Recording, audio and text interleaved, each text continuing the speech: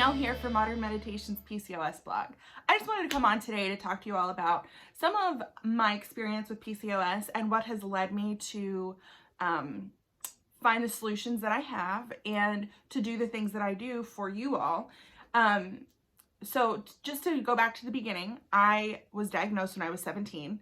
At the time, I wasn't really taking it seriously. I was a little bit overweight for what a 17-year-old should be, but not that much. And I did always have irregular menstrual cycles. I had gotten my period when I was 10. So my mom had always thought like, oh, it'll just even itself out. By the time I was 16, we were like, okay, well, it's not really evening itself out. It's been about 6 years. So then whenever I was 17, we got myself an appointment with a reproductive endocrinologist, which is who I would highly recommend if you're looking to get a diagnosis or if you're not sure if you have it or not. Start with a reproductive endocrinologist, because regular gynecologists, while they are knowledgeable about these things, they're not specialists. So if you are thinking that you might be struggling with PCOS, I would start with a reproductive endocrinologist.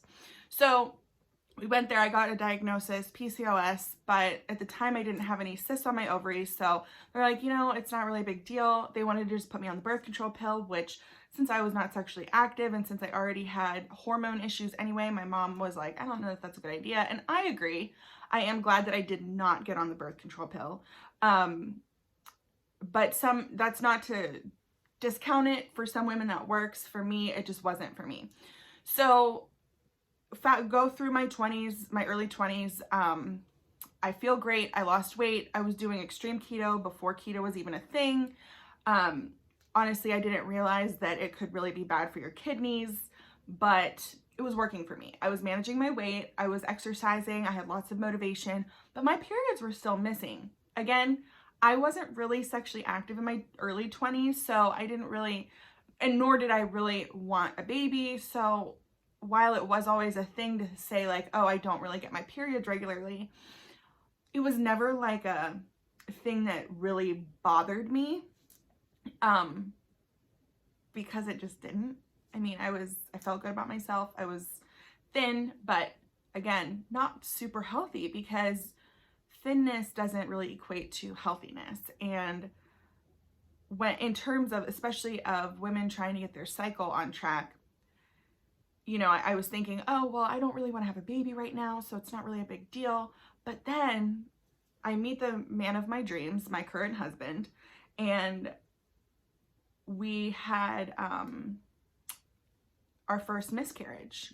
And we weren't even planning on getting pregnant. Honestly, it was before we were married. But that's kind of what woke us both up to like, oh, maybe we need to take this serious. So that was when I was probably about 26. Now I'm 28.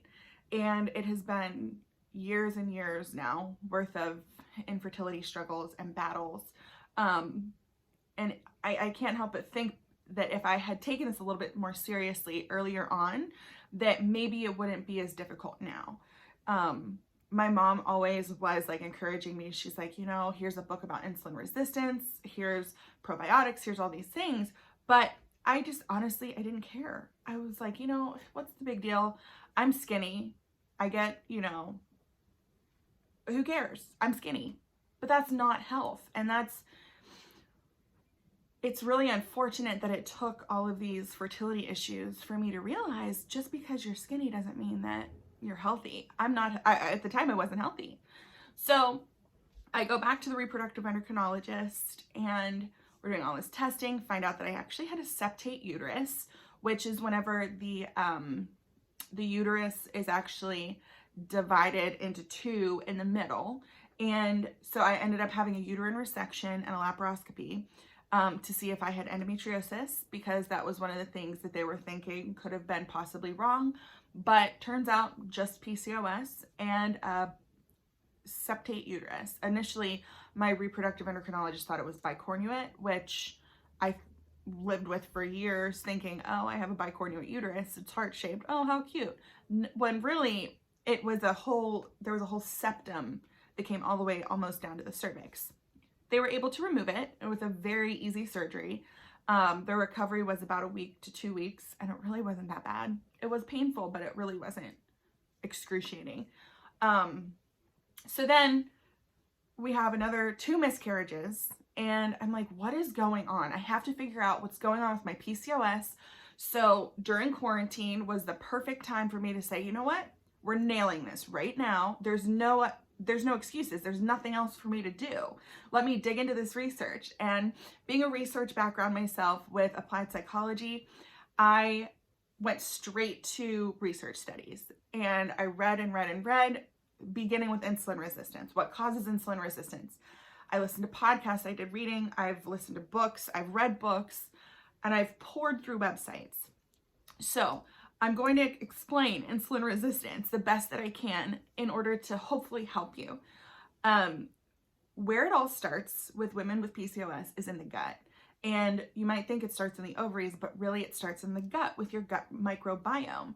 So if you do not have a healthy gut microbiome, then everything else is going to kind of be out of whack. So with PCOS, it's an inflammatory issue. It's an inflammatory disease. So for me, in my, whenever I was about 25 or 26, I had contracted, no, I was 26 because so I got strep throat, and I was off of my parents' insurance for 2 months because when you're 26, you don't get to be on your parents' insurance anymore. So there was an overlap in time where I had actually contracted strep throat, and it turned into pneumonia. This was my biggest downfall. So with that, I was on, over the next 18 months, 9 rounds of antibiotics and prednisone. And during that same time is when I had my first miscarriage. So it is an incredible link that those things were parallel to each other. And I don't think it's a coincidence. And actually research says that it's not a coincidence. So if you're interested in reading more about the gut microbiome and how it can be related to prednisone use and antibiotic use, specifically with PCOS, I will link that below. There is a connection, and it's crazy. So anyway, on 9 rounds of prednisone and antibiotics, and I've had, I go through my first miscarriage, I have another miscarriage about a year later, and it's just out of control. So all that to say, my biggest downfall when I gained all of the weight I had lost in my early 20s back was during this time. And if you've ever been on prednisone, you know exactly why. First of all, it makes you a raging beast. It makes you hungry. It makes you angry. And I honestly, even though I was eating a diet that was like what my husband would call a bird diet, nuts and berries and salad, it still caused me to gain 100 pounds over the course of 18 months.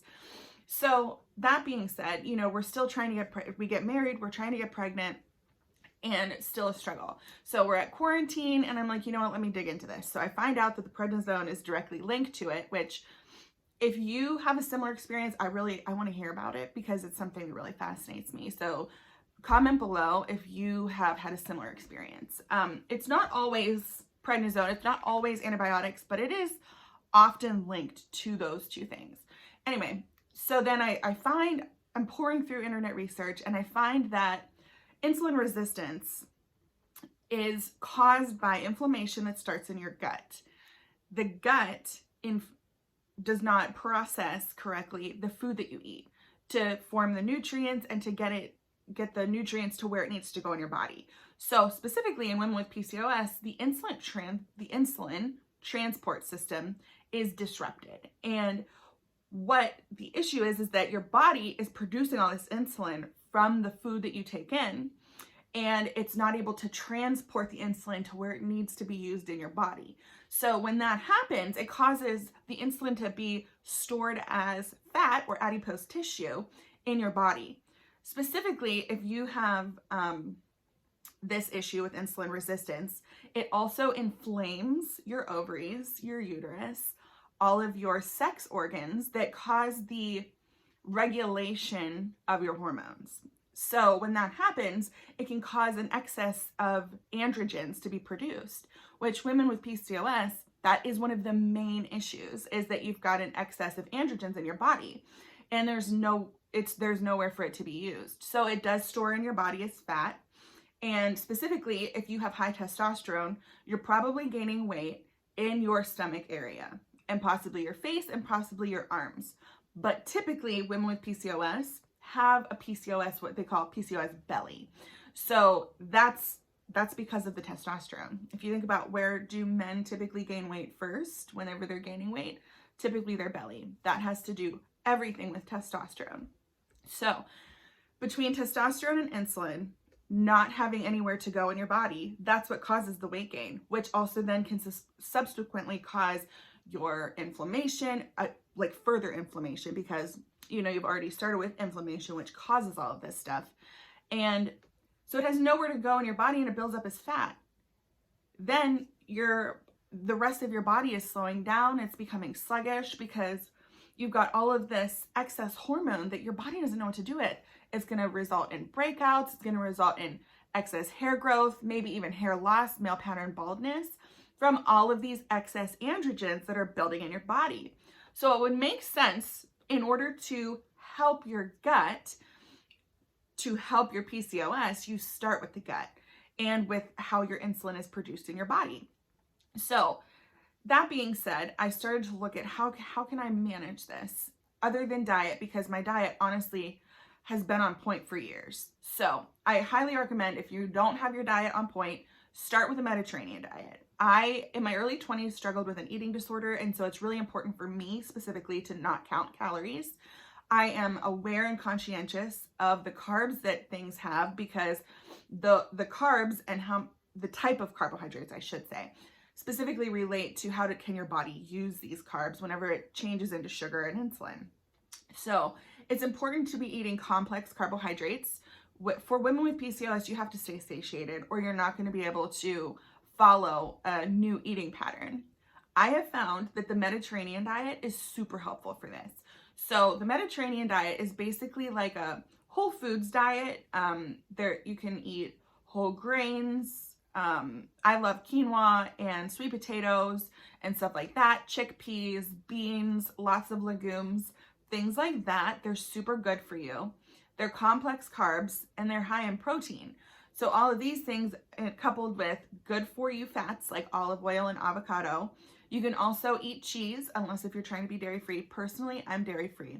I have some great suggestions, but again, that's on another video. So I would suggest start with the Mediterranean diet. You want to monitor your glycemic index whenever you're consuming foods or planning to consume foods. So you don't want to have things that are naturally high in sugar. And if you do have things that are high in sugar, you want to make sure that they're low in glycemic index. So you can look those things up online.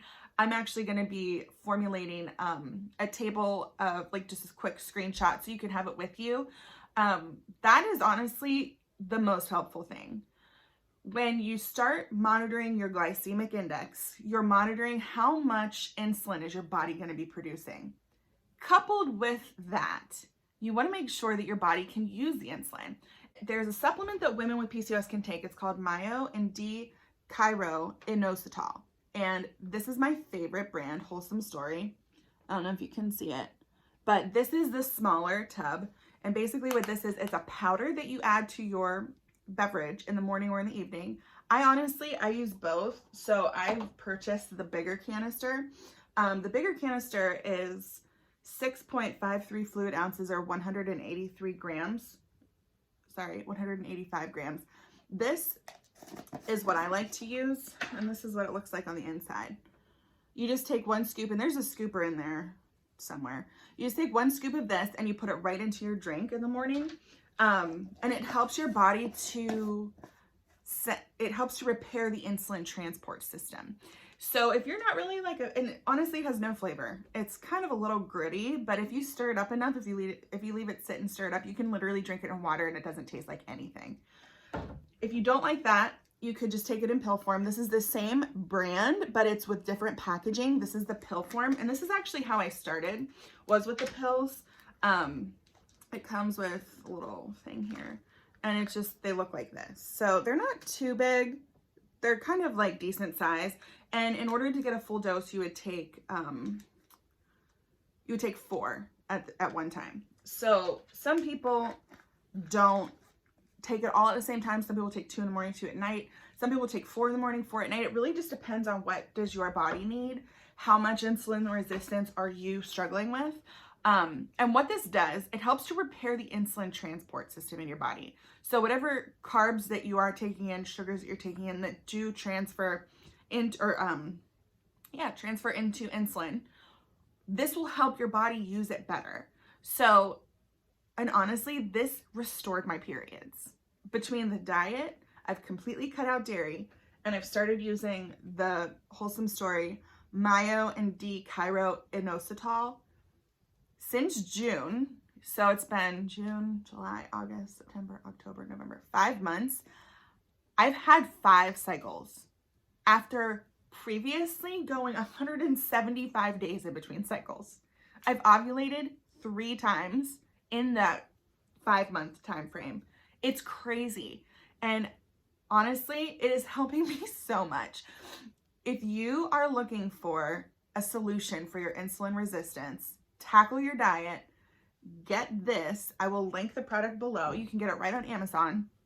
Honestly, I had started with the pills, and then I went to the powder, and I'm going to be totally honest with you, I have had better success with the powder. I'm not sure why that is, but I have had much better success with the powder. So I initially had this size, and I've ordered it like maybe 3 or 4 times. And then after a while, I was like, you know what? I'm just going to go with the big boy. And the big boy is a little bit more expensive, but this is going to last me a lot longer. And it's going to save money in the long run, because you actually do, at the time whenever I ordered it on Amazon, you got a discount for purchasing it. So I think it was like $10 off. But now you can like actually sign up for the subscription and save money. So that's what I did. I signed up for the subscription, and it's going to be coming every 2 months, I believe. So if you are serious about tackling your PCOS, start with your gut. I'm also going to be doing another video on my favorite probiotic, because that's super important as well. I'm going to link it below in case if you want to order it as well. But start with your probiotic, start with your diet, start with the inositol. You're going to see great improvement.